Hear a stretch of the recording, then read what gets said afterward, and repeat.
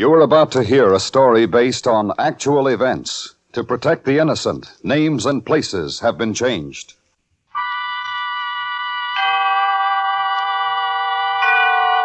Autolite and its 96,000 dealers bring you Miss Agnes Moorehead in a story taken from life. Tonight's presentation of Suspense.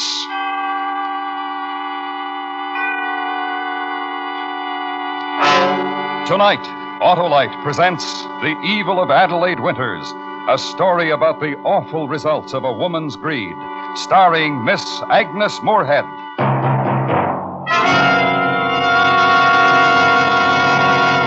Well, there's Stanley Smart, the brainy boss of our bustling baseball club. What's the matter, Stan? Battery trouble? Yeah, Hollow, I forgot to fill my battery with water, and it's dead as a cellar dweller's pennant chances.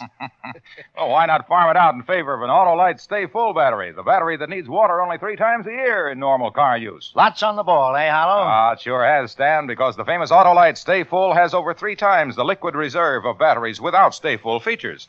And that advantage alone helps overcome one of the greatest causes of battery failure. Sounds like just what I need, Hollow. Why, Stan, the Autolite Stay Full is tops in dependable starting power and gives longer life, as proved by tests conducted according to accepted life cycle standards. Oh, lead me to it, Hollow. Just call Western Union by number and ask for Operator 25. She'll quickly and without obligation tell you the name and address of your nearest Autolite battery dealer, who handles the famous Autolite Stay Full, the battery that needs water only 3 times a year in normal car use. And remember, from bumper to tail light, you're always right with Autolite. And now, with The Evil of Adelaide Winters and the performance of Miss Agnes Moorehead, Autolite hopes once again to keep you in suspense. I am grateful for any chance to tell my story, to explain my position in the entire horrible affair. Since the doctors finally removed the bullet from the base of my skull, I'm able to speak. For over 6 years, my body has been paralyzed, and I have had to remain silent. But now I can speak. You weigh it. You weigh all the facts about whether I did Edward Porter more harm than good.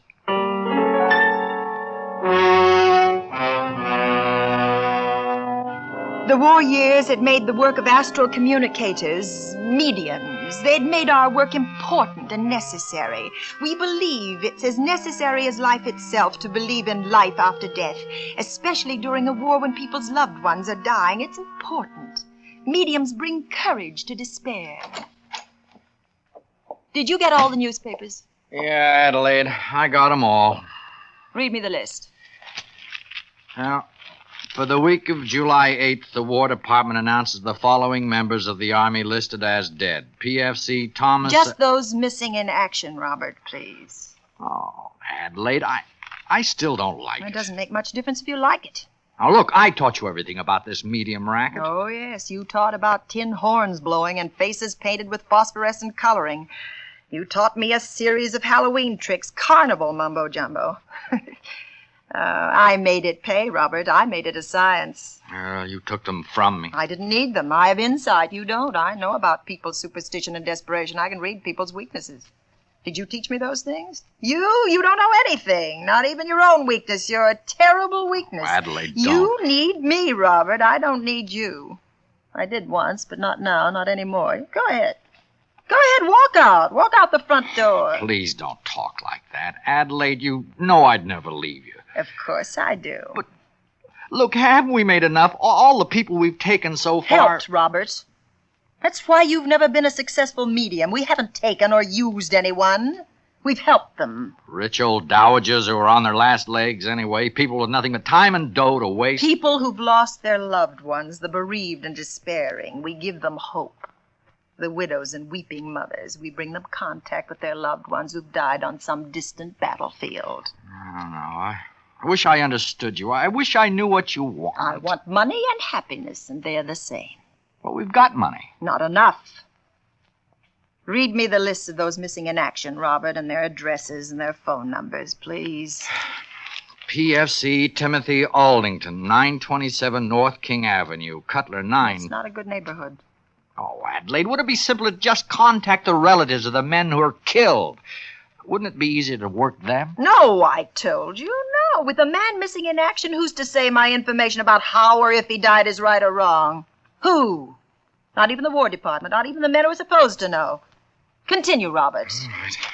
Staff Sergeant Abe Feynman, 826 East 32nd That's Street. a very poor district. People are poor. I see. Corporal John Porter, 1438 Williamsburg Road, Hammer, That 47. one. Call that one, Roberts. Use that phone. I'll listen in on this one. All right.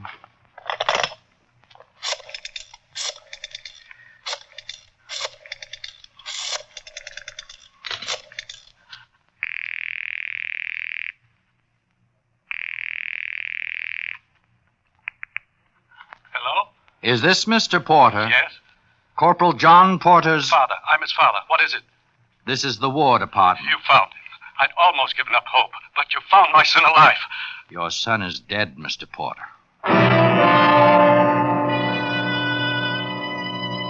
Well, all right. You can say what you like. But mostly, and I've pieced the reports together, mostly missing in action means the worst kind of death in a war. Oh, people, officials argued with me. They say that missing in action only means missing. Yes, but for how long? Edward Porter, that was his name, Edward. The father, he didn't know. And even though he was skeptical when I telephoned him, he came to my office, skeptically, but in desperation. Don't you see? He came to my office with the hope he'd find his dead son. I usually never come to these things. You don't believe in them, Mr. Porter. I don't know. I knew once. I don't know now. Well, it's difficult to know anything for certain in moments like this. I've been a realist all my life. Yes, well, so have I. I'm a successful businessman. I've always dealt with facts. Facts and figures. Well, this is real, Mr. Porter. Maybe. I don't know. What you really mean is you hope so. You hope it's true. You hope it's real. Yes. Yes, that's it. I hope it's real. That it's not a racket. Rackets are only out for money. Well, I will want money, Mr. Porter. I must live, too. But I only want your money if I've helped you. Do you understand? Only if I've made the life of the astral world, of the life beyond this one. Only if I've made it bring happiness to you. You're a good woman, Mrs. Winters. A good woman. We shall start, Mr. Porter, with the lights on, with all things visible to you. We shall start. What could Edward Porter turn to? His friends? They all had their own problems, the same kind or different, but problems. Could he turn to his work? Didn't mean anything anymore. Or his money? He had only gathered it for his son, his only child, and that child was dead. Only I could help. And we tried for 7 days to make contact with his son. 7 days devoted exclusively to Edward Porter.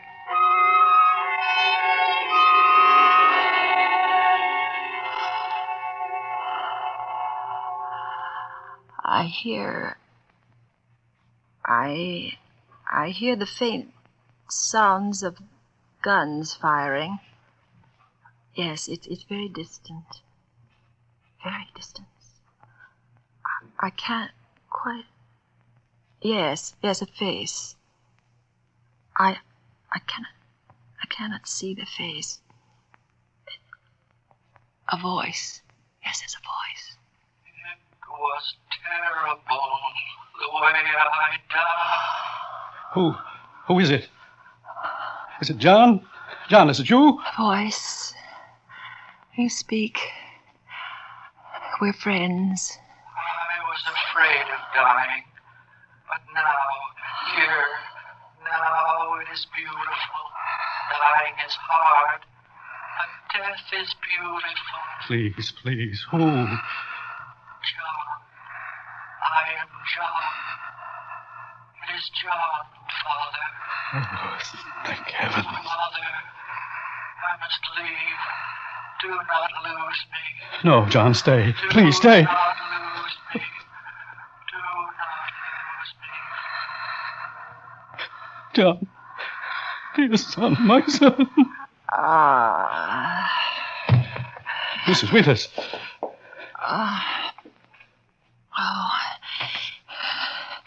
We've reached him, Mr. Porter. We've reached your son. Thank you, Mrs. Winters. Thank you, thank you, thank you, thank you.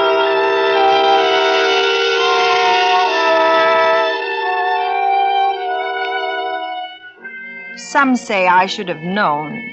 Some say I made him ill, that the shock, that it affected him. But I say it would have happened anyway because he had nothing to hold on to. Nothing. I gave him something. You may disagree with the astral science. You may, that's your right. But who else did Edward Porter any good when his son was killed in combat? Who else brought him any comfort for that horrible, horrible thing? I did. Only I. Maybe that's why he would sit for extra hours waiting. Not just for a seance, for me. I had brought him happiness.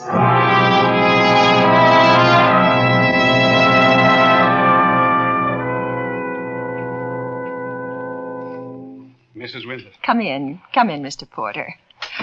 Oh, I've helped so many people today. So many. But that's my dedication. Anyone who needs help. Maybe too many. Why did you say that? Why too many? How could I possibly help too many? Never mind. Let's begin. You're acting unusual today, Mr. Porter. Is something wrong? I mean, is there a new problem I can help you with? I said begin. No talk. Begin. Oh, now, see here, Mr. Porter, I offer my services. I give freely of my services to help others, but after all, that doesn't give license to you or anyone else. Well, even you. I mean, considering the amount of sessions we've had. I know, but it doesn't even give you a right to talk like that. Did you hear me, Mr. Porter? Mr. Porter. I can't stand your spending so much time with others. Well, it's my work. Mrs. Winters, I want all your time. That's quite impossible and quite expensive. I can afford it. I must be with my son more. We'd be pestered all day long by other clients, Mr. Porter. They'd keep coming I here. know. I realize. And McBain, my assistant, he's always been with me. Bring him. Both of you. Live in my home. It's a huge house. Since my wife died years ago. But you know all that since she died. And yes, I know. Now, my son. I know. I need your help. You can bring my son to me. You must. You must. Well, I would be failing mankind if I didn't. I would be failing my duty. Of course, Edward. Of course.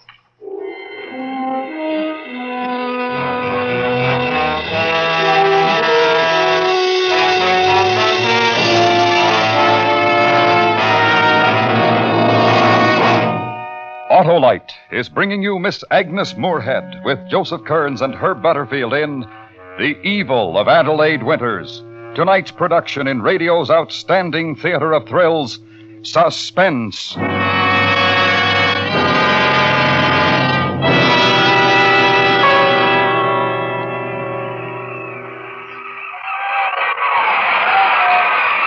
Well, that's the old ball game. Congratulations, Stan. Never could have managed it without that picture, Harlow. You mean Ace McDougal? No, my new Autolite Stay Full. That's the power picture for perfect starts. What a battery. Oh, you visited your Autolite battery dealer, eh, Stan? Yes, sir, and I found his name by calling Western Union and asking for operator 25. Well, you're set now because the Autolite Stay Full needs water only 3 times a year in normal car use. And what's more, it gives longer life, as proved by tests conducted according to accepted life cycle standards. You can't beat that winning combination. No, Right. sir, Harlow. Right you are. So, friends, see your nearest Autolite battery dealer soon.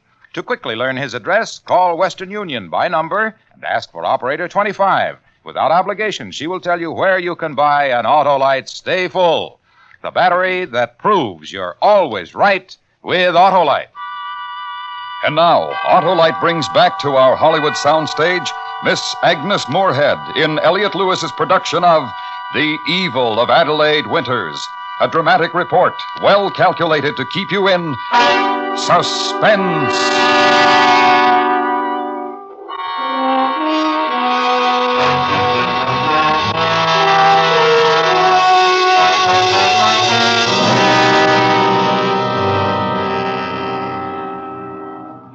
Why should I think there was anything wrong in moving into Edward Porter's huge home?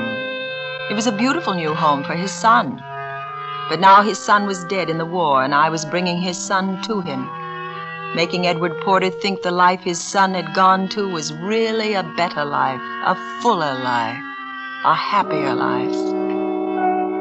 Maybe that should have been my warning. Maybe I should have known. But the money was so wonderful. The house was so beautiful. The money and house for a dead man's voice once a day. Only Robert McBain warned against it. I just picked up the mail. There's a letter for you. Me? A letter for me here? War Department. You opened it. You opened my mail. It's addressed to Porter, but it's for you. What was it? What did it say? Yeah, read it yourself. Seems the government doesn't like mediums posing as the War Department. Who could have told them about me? Well, they don't mention any names. But they say mediums have been contacting the parents of war casualties. I've done that. They must be me. Well, what difference does it make? We've taken Porter for enough. You shut up. I'm warning you, Adelaide. I can see it. You can't. I can see his eyes when you walk past him. It's time to lay off, to get out. Oh, no. Oh, no, Robert. You would like that. You'd like me to run, to leave all this. Well, I won't. Because I'm going to marry Edward Porter. Oh, you can't. You wouldn't. Oh, Adelaide, I've worked for you. I've loved you. I've hung around because I loved you. And you can still hang around, Robert. No, not now. Not now, I won't. Getting brave again, Robert? This is a comfortable life, just being a dead man's voice. Going to throw it over for love? I'm not marrying for love. Why should you throw all this away for love? Did he ask you to marry him? Speak up, Robert. I can't hear you. I said, did he ask you to marry him? No, but he will. Oh, you're awfully sure of yourself about everything. Of course he'll ask me. Because he must hold on to me. I'm the only person who can bring his son to him every day, like a clock, like a stopwatch, like a pistol shot. Something's wrong with him. I'm warning you. Yes, I can bring his son to him like a stopwatch, Robert.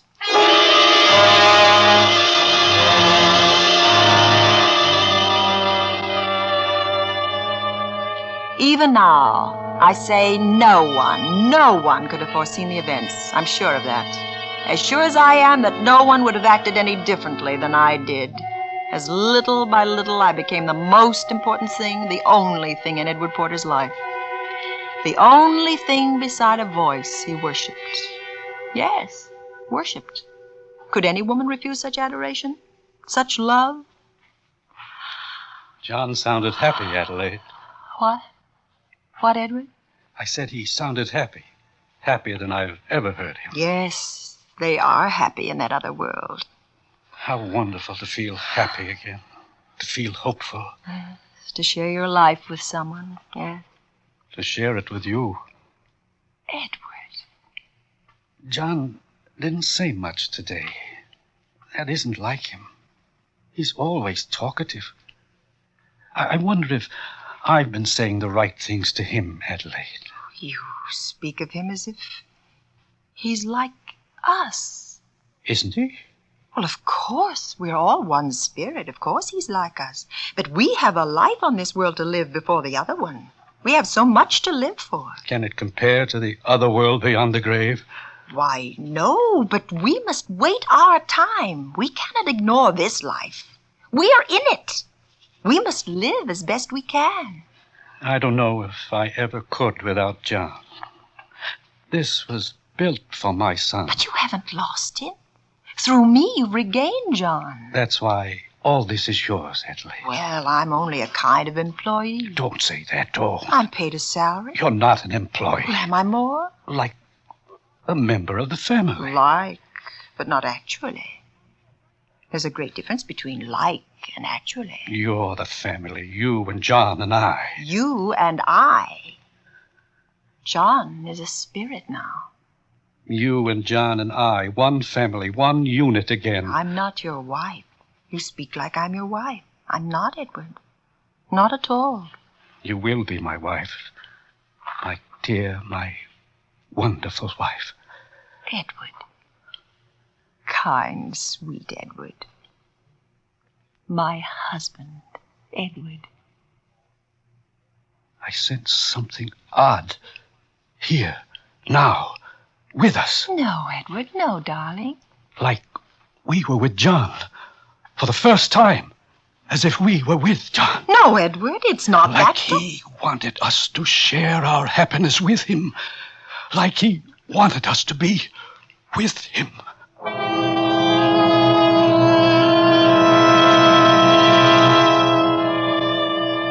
I was terrified. I'd never seen it before, a reaction like his. Well, once, a woman, she just disappeared one day. She'd lost her husband and 2 children in an automobile accident, and I calmed her down in seances, talking to her dead family, making them seem real. Then, one day, she just disappeared and left a note. She said she was going to join them. He's sick. He's dangerous, Adelaide. You're trying to intimidate me. He doesn't know what's real or not. You're jealous again. I'm trying to tell you how dangerous it is. How dangerous, Robert? I don't know exactly. Will he turn me over to the police? Well, there's more. Something more. Will he demand his money back? The money he's paid me? Oh, I don't know. The money means nothing to him. He's losing his reason. What? What? How? Don't generalize. Be specific. If you're as smart as you say you are, you ought to run. Not until I have all of this. You can walk out that front door. Now, with me. I have to stay and get what I worked for. It's mine. You're scared. I won't leave. Not for anything. Not until I'm married to him. You're really frightened. You're just putting on an act. Nothing can make me leave. Nothing. Nothing. Oh, you know I'm right. Please, please, Adelaide. You know. You're a coward. You're a coward. Adelaide.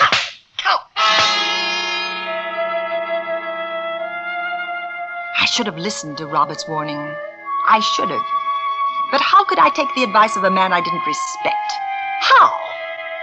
I couldn't even accept Robert's advice when Edward Porter canceled the seances for one entire day, even though he was with me every minute of those 24 hours. Even when he sat in a chair in my room while I slept, not speaking, just watching. Always watching. Even then, I couldn't admit Robert was right. I had to be right. I had always been right. Even though I barely slept, I was afraid to sleep, so terribly afraid. Even then, I couldn't admit Robert was right. That Edward Porter was past my control. Adelaide. Adelaide. I'm not asleep, Edward. I thought you were. I've been watching you for hours. And I've been watching you too, Edward. I couldn't sleep. So very strange. Have I? Like you didn't trust me. Oh, but I do, my dear. My dear Adelaide. I trust you more than I've ever trusted any human being I've known. Oh, what's wrong? What's bothering you? How much does this mean to you? Our marriage? This house? Nothing without you, Edward. And my money? Only something to share with you. Nothing more? Nothing. You're my life. And you're mine. You and John. Both of you. Why do you keep saying that? What? About John. John is dead, Edward. He's waiting, but he's not with us. Not really. What does John mean to you? A son? Your son and mine. You love him as I love him? I told you that.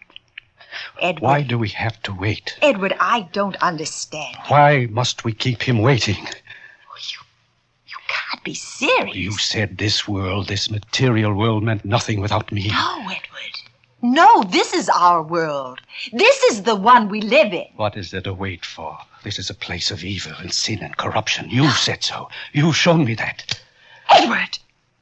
Edward, that gun, put it away! You've shown me the beautiful world that lies beyond the veil. It was exaggerated. I mean, under strain and upset, things get distorted. We see what we want to. Don't you understand? It's not perfect beyond. It isn't. Don't say that. You taught me faith. Don't lose faith now. Don't be afraid of leaving this world. Well, it's the only world, the only one. There's no astral world beyond. None. It was a lie. I only wanted money and position. Oh, believe me, only money and position, and the rest was a lie. John's voice a lie? John's voice? My own son's voice? I know his voice. In a crowd, in eternity, I know his voice. I'll show you it was a lie. Robert McBain, he's in his room. Come on, come to his room, Edward. Come back here, Adelaide. It's a lie, Robert, and he'll tell you. There's no life beyond. Robert, tell him that Robert, where are you? Oh, no, the coward, he left. It was a lie. There's no life beyond. Don't be afraid. Stop, Edward. Stop. You're insane.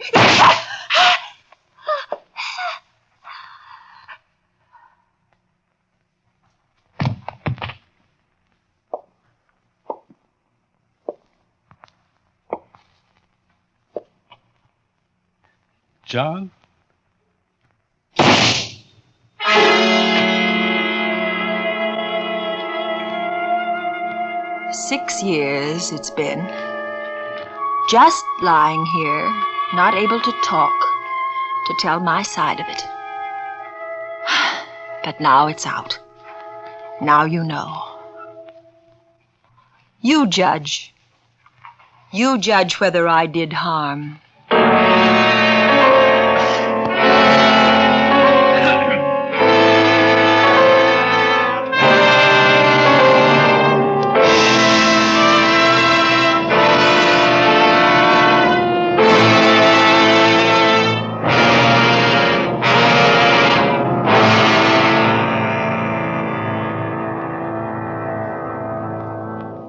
Suspense, presented by Autolite. Tonight's star, Miss Agnes Moorehead. And here she is again, First Lady of Suspense, Miss Moorehead. Thank you, Harlow. First Lady of Suspense is a title I'll always cherish. Agnes, I believe this was your 20th appearance as star of Suspense. I guess you're right, Harlow. Right with Autolite. You see, I've been here so often I can do the commercials. But seriously, I thoroughly enjoy Suspense, and I'm looking forward to the next time. Well, it'll be soon, Agnes, because you're an important part of the big Autolite family. A friendly family extending from coast to coast. In 28 plants, Autolite makes over 400 products for cars, trucks, planes, and boats. Complete electrical systems used as original factory equipment on many leading makes of our finest cars, trucks, and tractors. Autolite batteries, including the famous Autolite Stay Full. Ignition-engineered Autolite standard and resistor-type spark plugs. All backed by constant Autolite research and precision built to assure top performance. So remember, from bumper to tail light, you're always right with Autolite.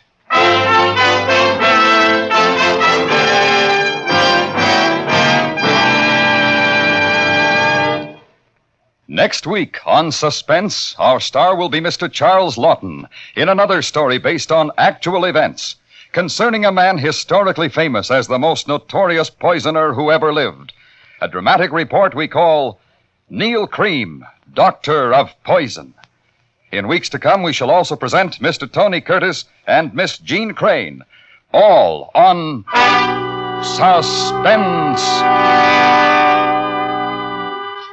Suspense is produced and directed by Elliot Lewis, with music composed by Lucian Morwick and conducted by Lud Gluskin. The Evil of Adelaide Winters was written for Suspense by Arthur Ross.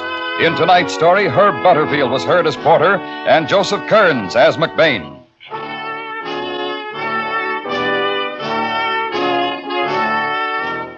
Agnes Moorehead may be seen in the fall tour of the first drama quartet presentation of the dream sequence of Man and Superman. And remember, next week on Suspense, Mr. Charles Lawton in another story based on actual events, a dramatic report we call Neil Cream, Doctor of Poison. Phone Western Union by number and ask for Operator 25. There is no charge for this service. Switch to Autolite. Good night.